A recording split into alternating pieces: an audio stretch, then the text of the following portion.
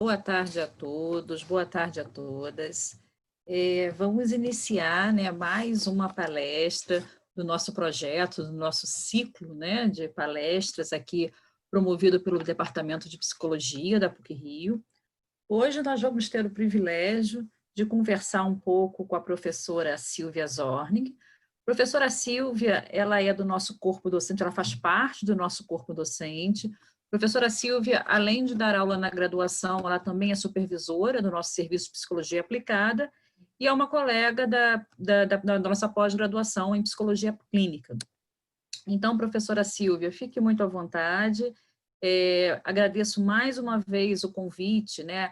O convite não, o aceite, né? De participar prontamente desse nosso projeto. Assim, quando a gente lançou o projeto, a professora Silvia também rapidamente respondeu o e-mail e se colocou à disposição para fazer parte desse projeto, desse ciclo, né, de palestras. Então, professora Silvia, mais uma vez, muito obrigada pela sua participação e vai ser um prazer para todos nós ouvi-la. Então, fique à vontade, pode iniciar.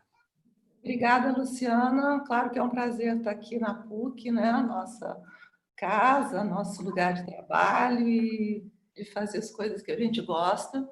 E acho importante também a gente conversar um pouco nesse tempo tão difícil que estamos vivendo sobre algumas questões. Então, a iniciativa da Luciana, como coordenadora da graduação, de promover essas palestras aqui no departamento para a gente conversar e discutir um pouco tudo o que está acontecendo, eu acho que é muito importante. E mesmo sabendo que estamos falando toda hora sobre pandemia e sobre tudo isso, eu achei que poderia conversar um pouquinho com vocês sobre essas duas questões, né, isolamento e solidão, que são duas palavras que fazem parte da nossa experiência humana. Então, todo mundo, se eu perguntasse, não, o que é a solidão e o isolamento, teria alguma coisa para dizer, mas o que eu vou tentar fazer é, a partir, né, do meu trabalho, da minha clínica como psicanalista, da minha inspiração também na clínica da primeira infância, que eu acho que nos oferece também uma ocasião para refletir muito sobre a nossa condição humana como adultos.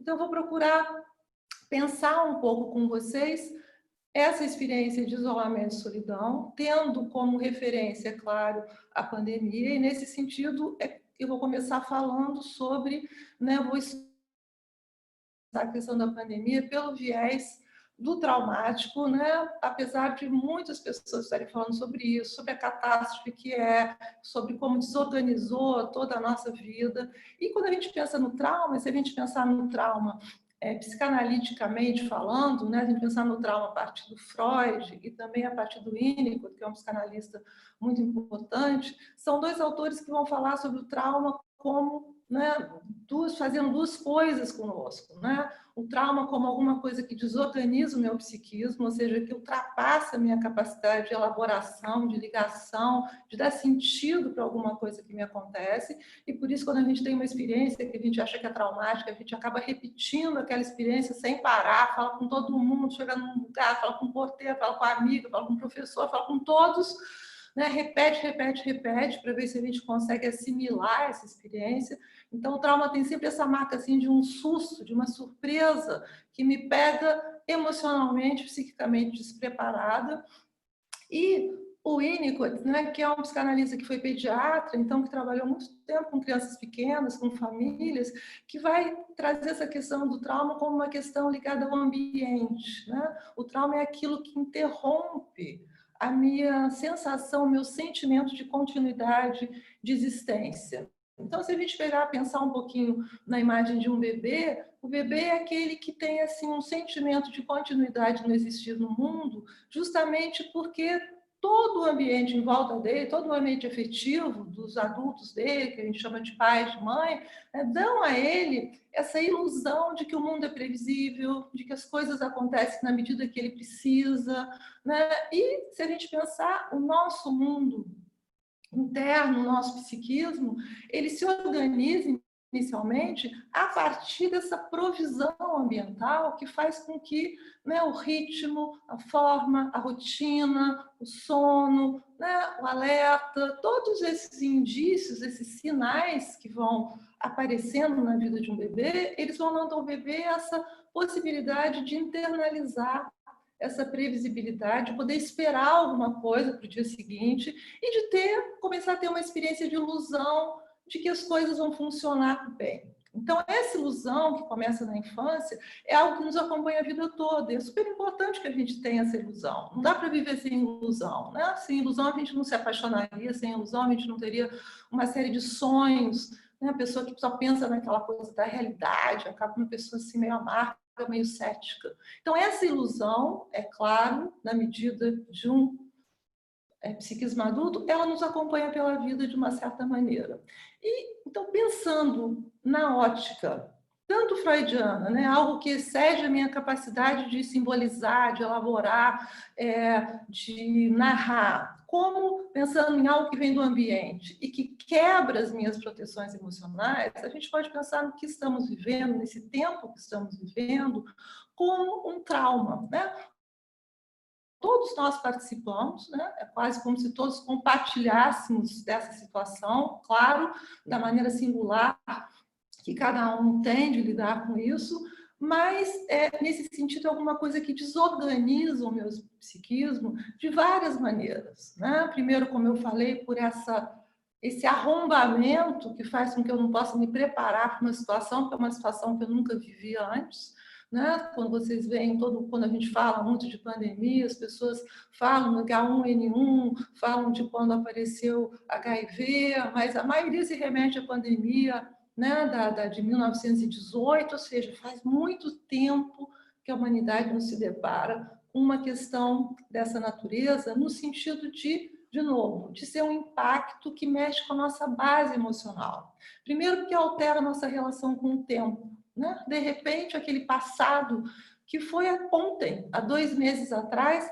parece totalmente distante e parece que não existe como fonte de referência mais. Então, a minha relação com a temporalidade, voltando de novo para essa continuidade na existência, esse sentimento que a vida tem uma continuidade, acaba interrompido por essa dimensão traumática do vírus, do Covid, na medida em que eu não posso mais usar o meu passado como algo que funciona como uma base, né, como uma transmissão e como uma referência para que eu possa projetar no futuro. Então, uma das coisas que é muito difícil é essa sensação de que é um dia após o outro e que eu não sei muito como projetar essa ideia do novo normal, que é um nome, assim, um pouco interessante. Eu confesso que eu implico um pouco com a ideia do novo normal, né? Como se fosse um novo normal, mas de qualquer maneira, né, o que quer dizer que temos que inventar alguma coisa. Agora, é muito difícil inventar numa situação em que você está meio que traumatizada pela perda dessas referências, perda de uma referência de um mundo que eu conhecia e, ao mesmo tempo, um confronto com algo muito imprevisível, né? Com a imprevisibilidade, é como se alguma coisa, né, de um real aparecesse que eu não consigo dar conta, que eu não consigo dar sentido, e, ao mesmo tempo, é algo também que faz com que eu seja confrontada com uma questão que nós todos sabemos que ela existe, né? Que quando nascemos, algum dia vamos morrer, mas parece que é como se a gente fosse confrontado com a fragilidade humana, com a vulnerabilidade, com a ideia da finitude, tudo isso junto.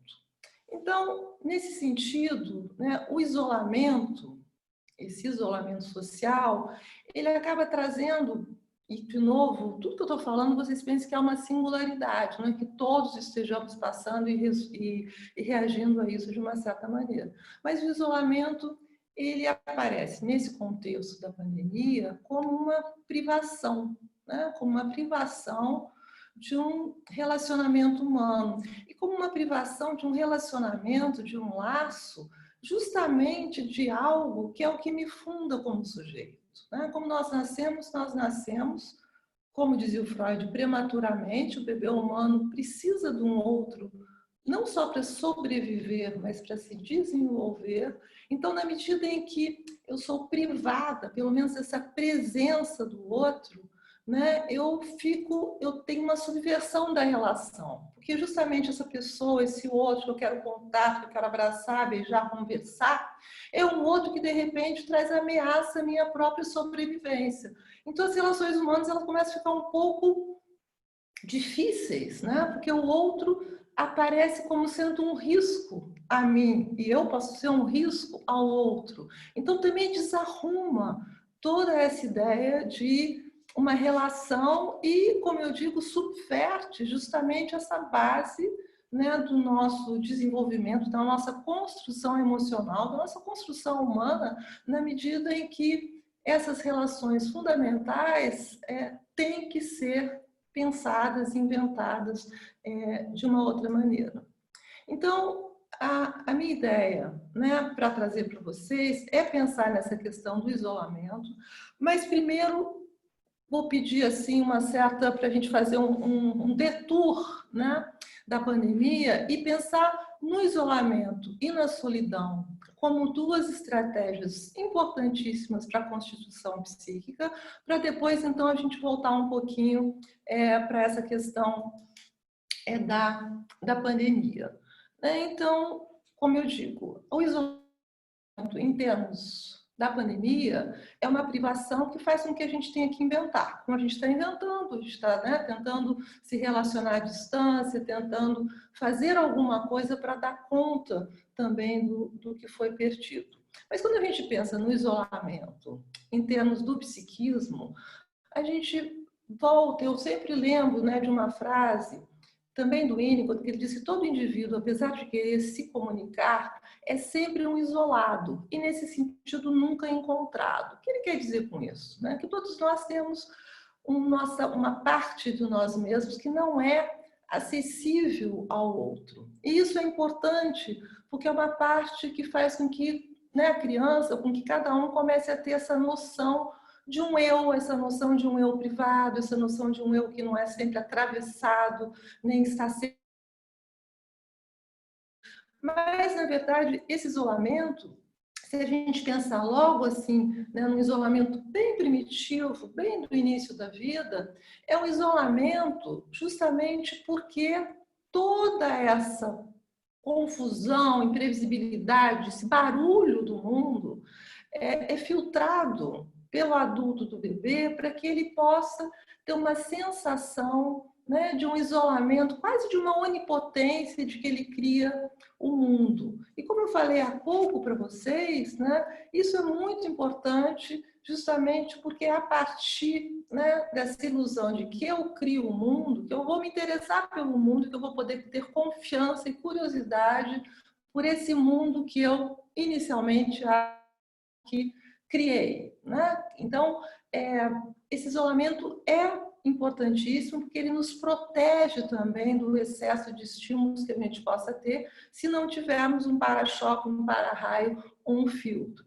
A segunda forma de isolamento, que é essa que eu falei, que é justamente esse isolamento que faz com que eu me comunique com o meu mundo interno, com o que o Winnicott chama dos objetos subjetivos, né?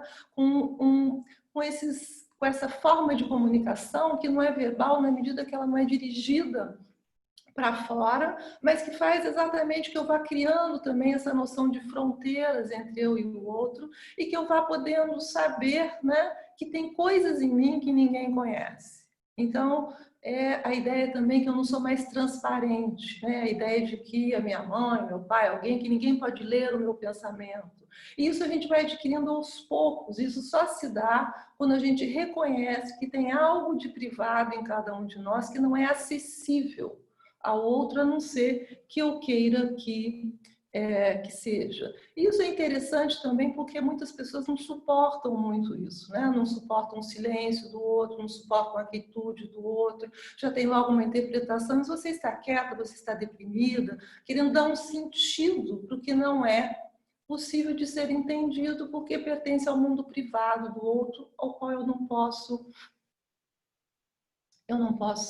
entrar. Agora, esse isolamento, né, desse início de vida, muito primitivo, ele é um isolamento que ele só pode ser sentido como positivo, né, como um santuário pessoal, como tem um outro analista, o Ogden, que fala, se for possível experimentar esse momento de não integração, de retorno à sua experiência mais as sensações da sensorialidade, se houver essa possibilidade de que, né, eu estou sempre usando como o nosso modelo hoje aqui, só para metafórico de uma certa maneira, essa ideia do bebê, porque é onde tudo começa, né? Quer dizer, o bebê só pode ter essa sensação de lidar com as suas próprias sensações se houver, né, ao lado dele um adulto, né, que exerce a função materna, que deixe que isso aconteça sem se sentir deprimido, sem ficar com raiva, sem se sentir excluído desse momento. Então, na verdade, o isolamento na constituição do nosso psiquismo, nosso desenvolvimento emocional, ele é muito importante e fundamental, porque ele nos permite também nos desconectar de um excesso de ligação com o mundo. O mundo das relações, o mundo dos encontros, o mundo dos vínculos, tão fundamental à nossa existência, é também cansativo em alguns momentos. Então, é importante poder se isolar, poder ter esses momentos de não integração, que, como eu falei, na criança, tem a ver com esse mundo das sensações. Quando você observa um bebê, né, que ele fica assim, descobrindo as mãos, né, ele fica muito entretido consigo mesmo, quando ele fica num berço lá, com os primeiros fonemas, dando lá aquela cantoria de bebê, ele também fica muito, como se ele estivesse muito contente com aquela situação. Então, é esse modelo de um isolamento, né, no qual eu me desconecto um pouco da necessidade de me vincular para me sentir existindo. E é claro que, nesses termos, é uma experiência que vai existir temporariamente até que haja esse retorno, né, ao que o Ogden chama o mundo dos vivos, o mundo das relações. Né? E por que eu estou falando, então, nisso? Eu estou falando nisso no sentido que esse isolamento, nesse sentido da fundação do psiquismo, não é algo negativo, nem algo patológico, é algo necessário e fundamental. Essas experiências de não integração são experiências que a gente tem como adulto, quando você às vezes ouve uma música, quando você tem um encontro com uma obra de arte, né, algo que te modifica profundamente, quando você tem assim, você está em sintonia de alguma maneira com algo muito íntimo seu e muito desconectado desse mundo aí dos objetos. Como tem algumas pessoas que sentem essa não integração como uma ameaça à sua possibilidade de viver. Então, tem pessoas que têm algumas experiências de alteração de ego, com bebida, com drogas e tudo, que não têm maiores problemas, digamos assim, eventualmente, e tem pessoas que têm o que chamam de bad trip, porque a experiência se transforma numa experiência de ameaça à sua própria organização psíquica. Então, o isolamento ele tem essas duas partes, essas duas facetas. Uma faceta de um repouso das relações com os outros e uma faceta também de uma ameaça à sua própria organização psíquica, porque vem junto com uma experiência de desamparo. Tá? Então, de novo, também queria deixar claro que quando eu falo de isolamento, não estou falando de um fechamento radical e, principalmente, né, nenhuma desconexão entre as pessoas, pelo contrário, mas estou querendo desconstruir um pouco essa ideia, né, de que isolar-se é sempre ter, junto com essa possibilidade, alguma coisa de uma negatividade. Eu acho que isso que é importante a gente pensar. Né? Quando a gente, por outro lado, faz essa comparação de isolamento, né? Como um recuo ao que o Ogden, de novo, chama de um santuário pessoal. Com o isolamento social que estamos sendo obrigados a viver, é claro que o isolamento como privação é muito mais o que estamos experimentando, não é? Justamente porque é um isolamento que ameaça justamente os laços que nos fundam e ameaça a nossa própria organização emocional quando somos privados dessa relação. De novo, voltando um pouco para essa questão da privação, nós temos várias experiências, né? Na infância, temos autores que escreveram sobre a Segunda Guerra Mundial, tem autores, né, como o Spitz, que mostraram como bebês podem morrer por falta de um cuidado investido afetivamente, que ele chamou de hospitalismo, né? Bebês que ficavam em instituições e que eram cuidados, mas cuidados mecanicamente, mas que por não serem cuidados afetivamente, iam definhando, iam se deixando morrer. Então, é claro que este isolamento, como privação de algo que nos funda como humanos, que é o laço com o outro, é um isolamento que leva à desistência, que leva à anestesia, que leva ao tédio, que leva a uma resignação que pode ser muito detrimental à nossa saúde.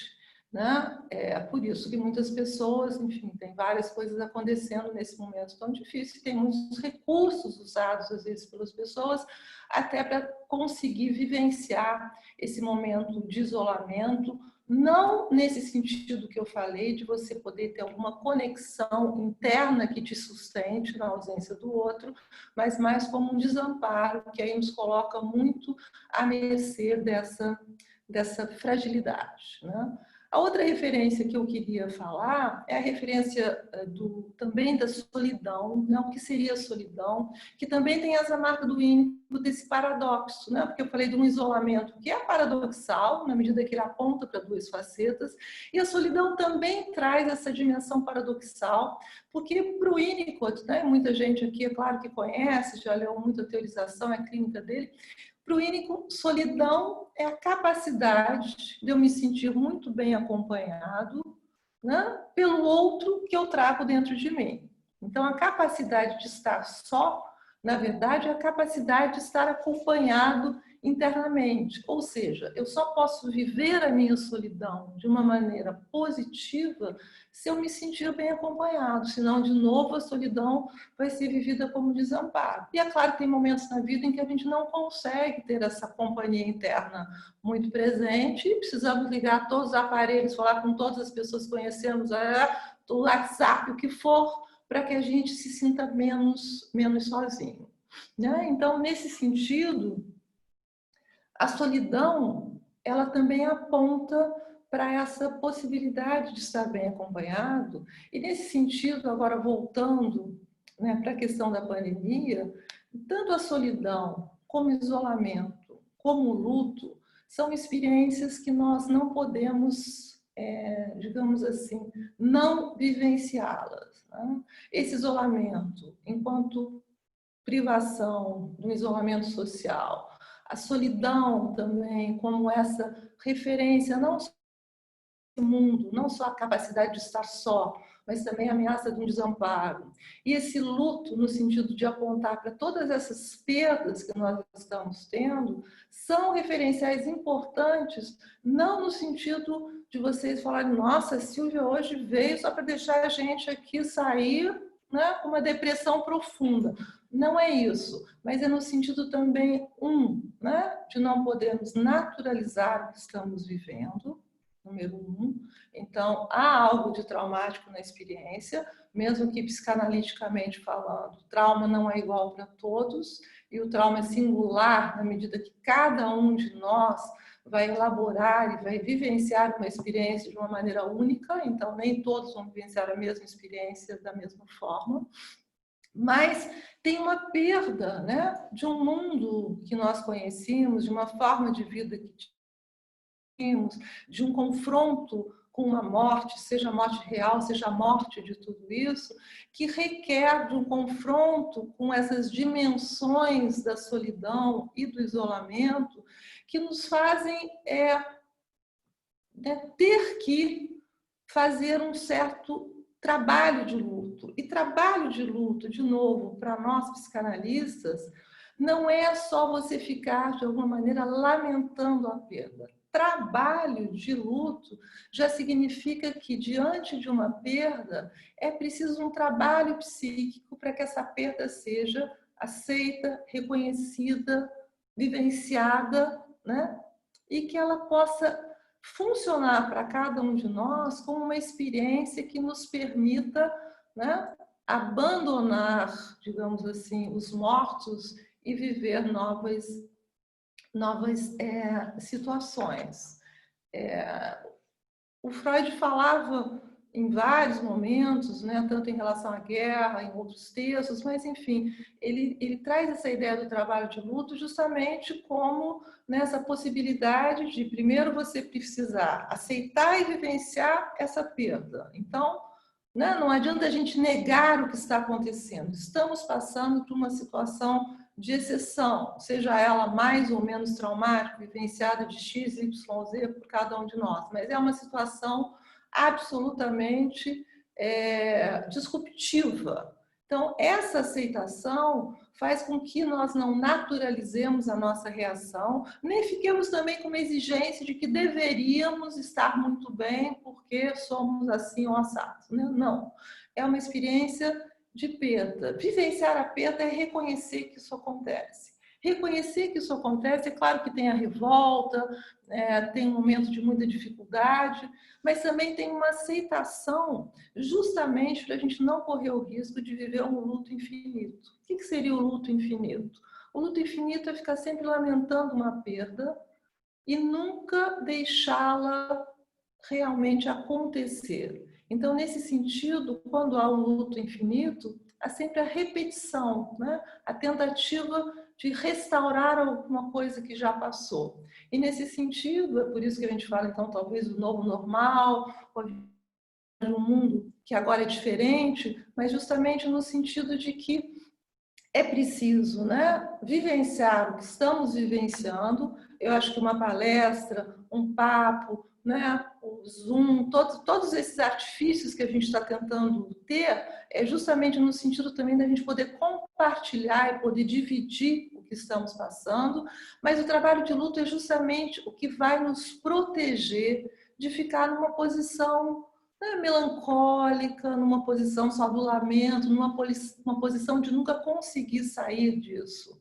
Então, há um luto, né, nesse trabalho dessa pandemia, mas é um luto no sentido de que, ao elaborar juntos, ou isolados, ou sozinhos, ou compartilhando, essa possibilidade de usar o que foi perdido, talvez como uma referência, talvez como uma experiência, talvez como uma marca, para que eu possa usá-lo como uma possibilidade de transformação e não só de uma repetição sem fim. Basicamente, eu acho que seria mais ou menos isso que eu preparei para vocês. Eu até falei mais rápido do que eu pretendia, mas talvez a gente possa ir conversando e trazendo algumas questões. Bom, isso também é a perda das referências, né? A tecnologia faz isso com todos nós. E é interessante, eu estava vendo semana passada uma palestra de um colega meu, acho que foi Benilton, falando que essas interferências, né, fazem com que até o silêncio, com o que acontece, a gente fica em dúvida se aconteceu porque foi uma interrupção, né, caiu o sistema, alguma coisa aconteceu, isso quando a gente está atendendo. Então, temos essa questão. Mas tentando voltar um pouco, porque essa imprevisibilidade também, né, do que acontece até em função da tecnologia, também é algo que nos fadiga, que nos cansa muito, justamente porque a gente perde também justamente esses referenciais que nós temos, né? Mas o que eu estava falando sobre a questão, então, do luto, talvez para terminar e para a gente depois poder conversar um pouquinho, era que o Freud, quando ele fala sobre a transitoriedade, sobre aquele texto dele falando sobre finitude, transitoriedade, ele escreve esse texto acho que um ano antes de começar a Primeira Guerra, né? E justamente quando ele escreve esse texto foi em função de um passeio que ele deu com Rainer Maria Rilke, que era um poeta já muito famoso, um amigo, mas enfim, ele vai justamente discorrer sobre a transitoriedade, né? E sobre justamente como o fato das coisas serem finitas não impedem que nós possamos usufruir da sua beleza. E ele não fala isso de uma maneira poliânica nem ingênua, né? Mas ele fala justamente no sentido de que o luto pela perda, o reconhecimento da precariedade das coisas, da finitude, da transitoriedade, né, da imprevisibilidade da vida, né, pode ter essa função também de fazer com que haja uma transformação no sentido dos nossos anseios, das nossas expectativas e também da nossa criatividade. Então, acho que o que eu procurei, né, e queria, claro, ouvir vocês falar um pouco hoje, foi justamente sobre, né, sobre esse paradoxo do viver, né, que aí tem a frase do Bob Dylan, que ele deu uma entrevista semana passada para o Estadão, e ele falou essa frase: durmo com a morte e com a vida na minha cama, né, lado a lado na minha cama. Então tem esse paradoxo, né, viver também, se confrontar com a morte, mas pensando aqui no nosso isolamento social e na pandemia, né, reconhecer também o nosso sofrimento psíquico, reconhecer o que perdemos, né, aceitar que não é uma etapa natural e nem ter exigências de poder ter uma performance, tentando repetir o que não podemos mais fazer, é algo que só traz mais sofrimento psíquico, e nesse sentido é que eu acho que o luto e essa questão da transitoriedade se faz importante e presente, porque é justamente um atravessamento desse luto, né, um confronto com essa perda que faz com que a gente, espero, né, que a gente possa recuperar não algo que se passou, né, mas a potência e uma certa ilusão em relação ao nosso futuro. Então, agora eu acabei mesmo, sem interrupção do Zoom, e a gente pode conversar um pouco se vocês tiverem alguma pergunta, alguma questão.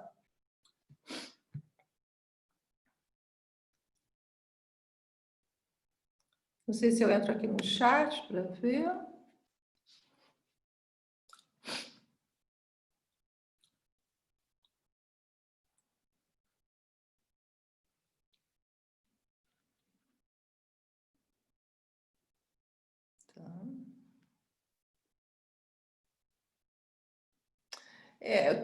Tem uma pergunta aqui, por enquanto, da Paloma, falando de situação de pessoas que estão apavoradas de sair de casa e, né, como lidar com isso. Paloma, eu acho que realmente foi o que eu falei no início. O que acontece com essa ideia do trauma, né?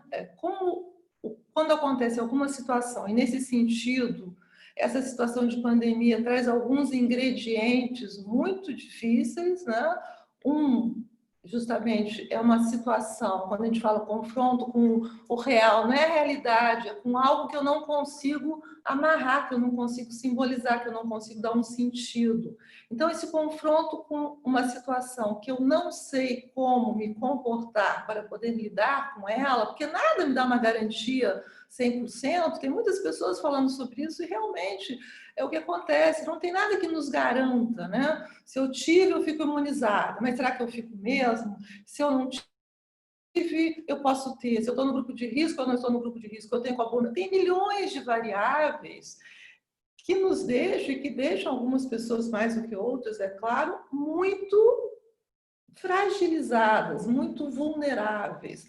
Porque, na verdade, essas colocações do Winnicott, que é claro que eu, né, nem resumi, peguei só um link para a gente pensar, mas o que ele vai trazer quando ele fala sobre a experiência da ilusão não é uma coisa do bebê, né? A experiência de ilusão é o que nos faz poder viver, né? Acreditar, como eu falei, numa certa previsibilidade, acreditar um pouco na minha potência como sujeito, acreditar que eu não vou ser, sei lá, morta ou ficar doente se eu sair de casa por qualquer coisa. Então, assim, esse guarda-chuva de proteção nós perdemos com o que nos aconteceu. E é claro que outras experiências na vida também podem trazer uma perda, se não igual, mas parecida. Mas essa experiência, ela é um pouco diferente na medida, como eu falei, que ela tira o sujeito do seu eixo.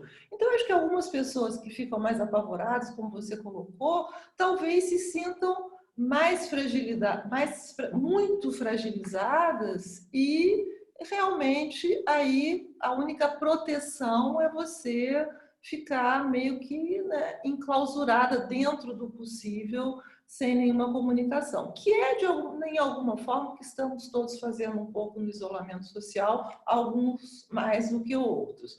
O oposto dessa situação é negar que essa situação seja uma situação traumática, de exceção, com essa perda toda de referências. E aí entrar num funcionamento, talvez um pouco mais, que os adolescentes às vezes têm, né, que é transgredir a morte. Né? Então, comportamentos de risco, esportes de risco, velocidade enorme em carro e moto, né? Essa negação da finitude e essa afirmação da sua imortalidade. Mas é claro que a própria afirmação da imortalidade já traz a constatação da sua finitude. Então, a negação, né, de alguma forma, ela traz junto com ela a constatação de algo que é preciso ser negado. Não sei se te respondi, mas seria isso. Vamos lá. Tem várias coisas aqui. Sim, alguém falou sobre dificuldade.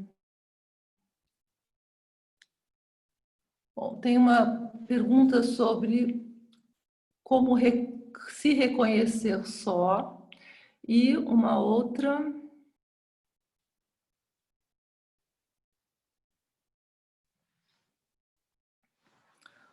Uma outra pensando na questão dos primórdios.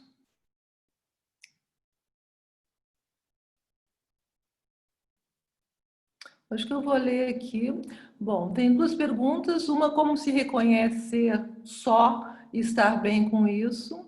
E a outra falando que, tomando o referencial dos primórdios da vida, tem se falado de uma espécie de puerpério do mundo, na medida em que o isolamento, a monotonia e o achatamento temporal se colocam como aspectos centrais.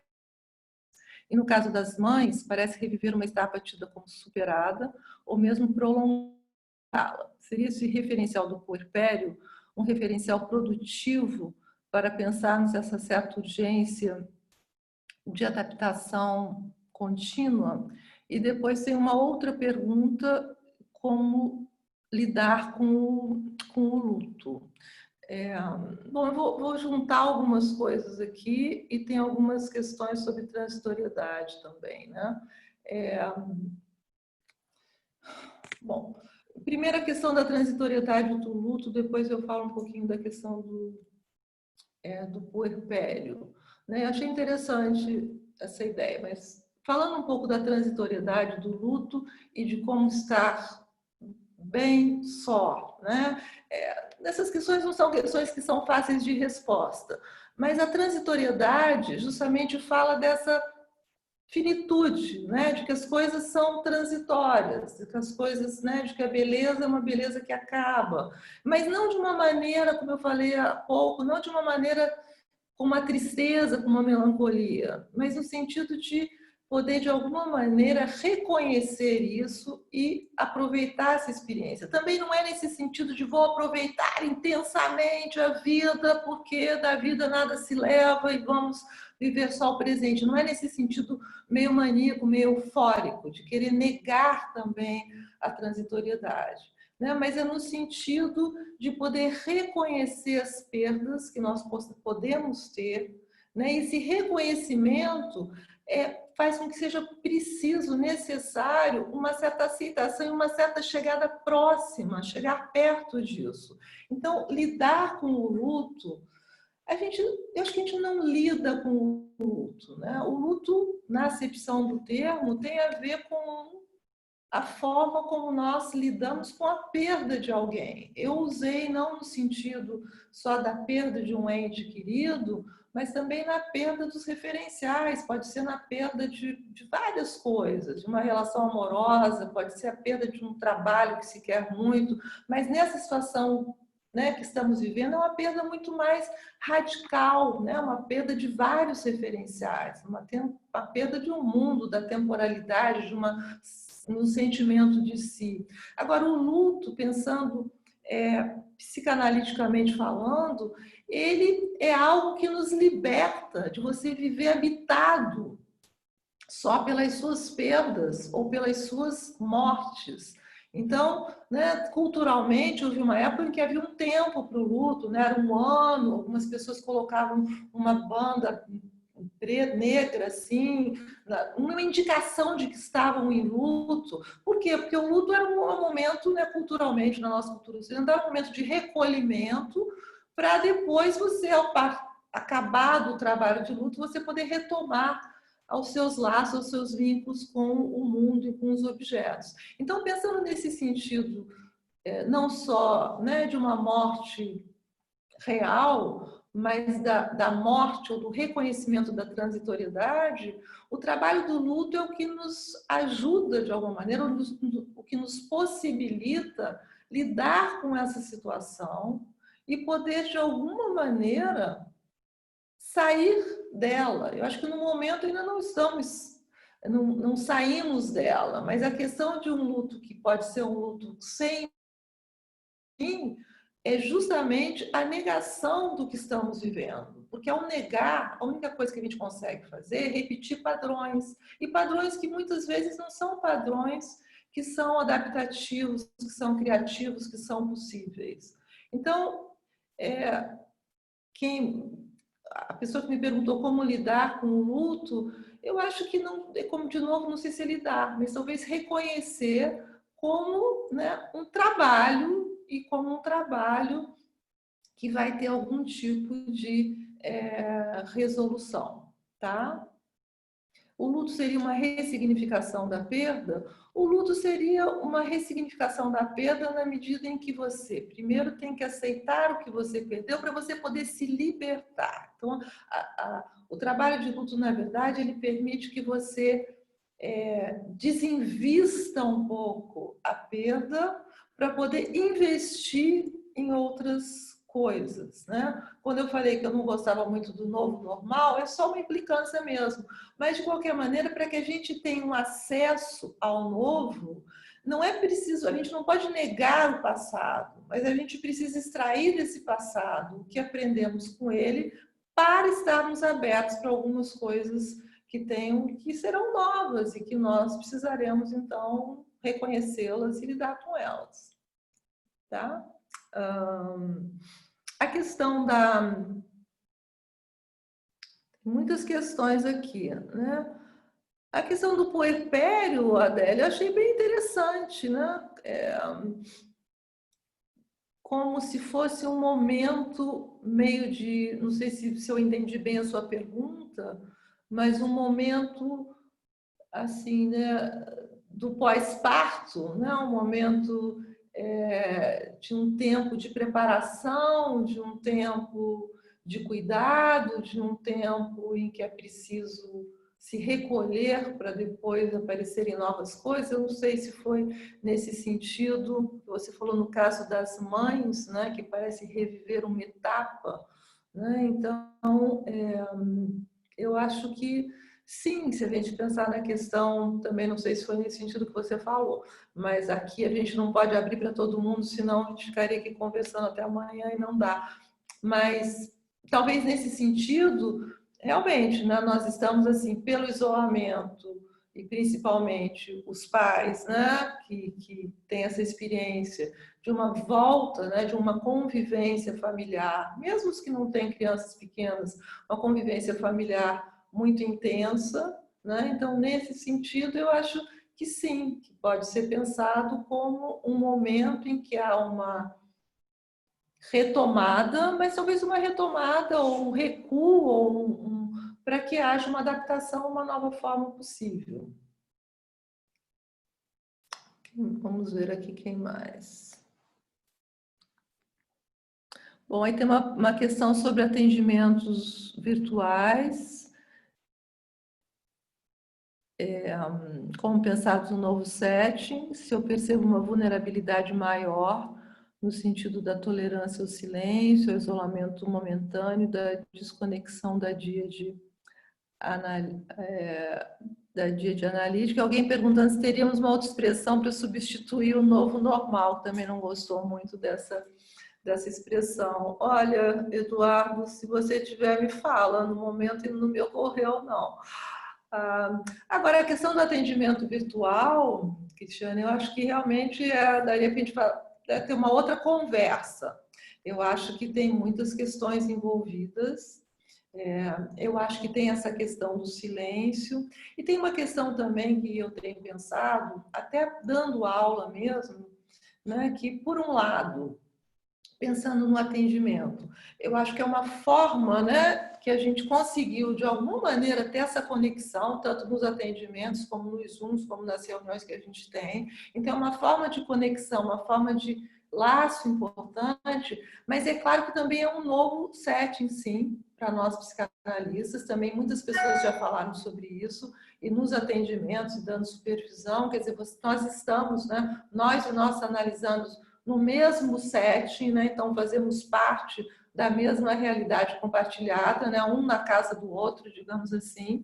Quando nós atendemos crianças, às vezes você se vê assim com o celular passeando pela casa e pela intimidade da família, encontra o pai de bermuda, a mãe cozinhando, você fica assim meio achando graça, meio constrangida, mas uma situação absolutamente inusitada. Né? Então, tem assim, então, essa ideia também de você ter no consultório um espaço, que é um espaço, claro, construído por cada um de nós, não é neutro no sentido que não tem o seu estilo, mas é neutro no sentido que você e o seu analisando estão lá e vocês estão formando, então, o paraanalítico, e são os dois ali com um tipo de atenção diferente. Tem uma atenção muito mais flutuante mesmo. Eu acho que nos atendimentos assim virtuais, né, há uma atenção um pouco mais focada nessa coisa aqui da imagem também.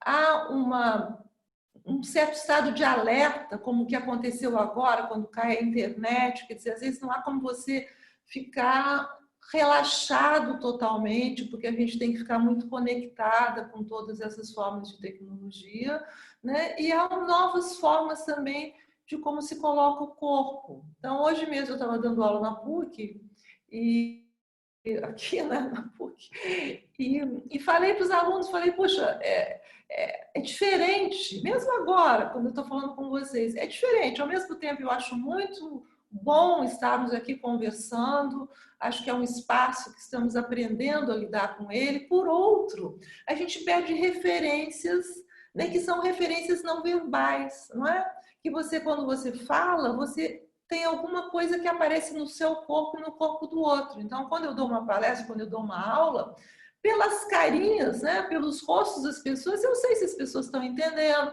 se elas têm uma cara de achar coisa meio esquisita, se eu estou conseguindo criar um clima, né, que todos nós estamos conectados, se as pessoas estão achando aquilo muito chato. Tem formas de você perceber isso, que são formas dentro da linguagem, mas são formas não verbais, onde aparece o que eu chamo da dimensão sensorial.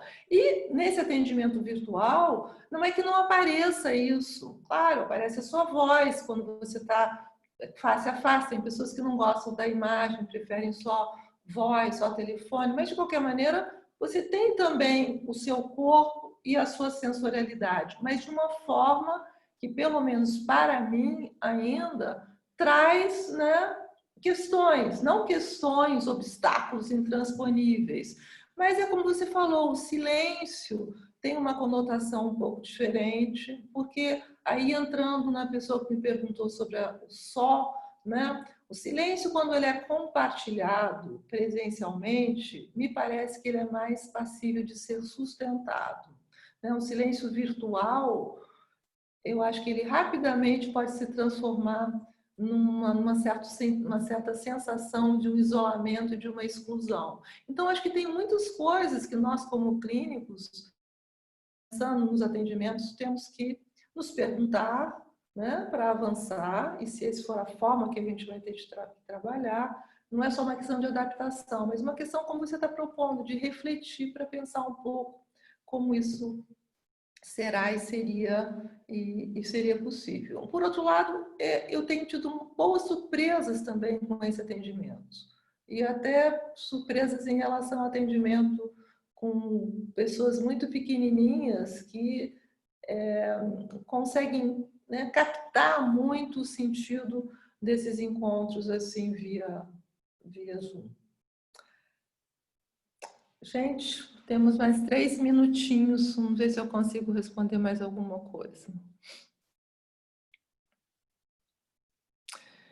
Falando da adolescência, realmente, Ana, eu acho que os adolescentes estão sofrendo, por um lado, eu acho, muitos estão se conectando, né, com seus grupos por essas formas aqui de internet. Eu acho que tanto as crianças como os adolescentes tiveram uma dificuldade muito grande de lidar com esse espaço da família, com esse espaço doméstico e lidar ao mesmo tempo com as exigências acadêmicas, e acho que algumas escolas naturalizaram muito esse momento, então não diminuíram o ritmo das demandas, o que fez com que isso ficasse muito pior, né? Mas eu acho que auxiliá-los a viver é auxiliá-los a entender o que estamos passando, né? Um dia eu estava conversando com um adolescente, ele falou que estava muito preocupado com o pai, que era do grupo de risco e tal, e eu depois falei para ele, mas e você está preocupado?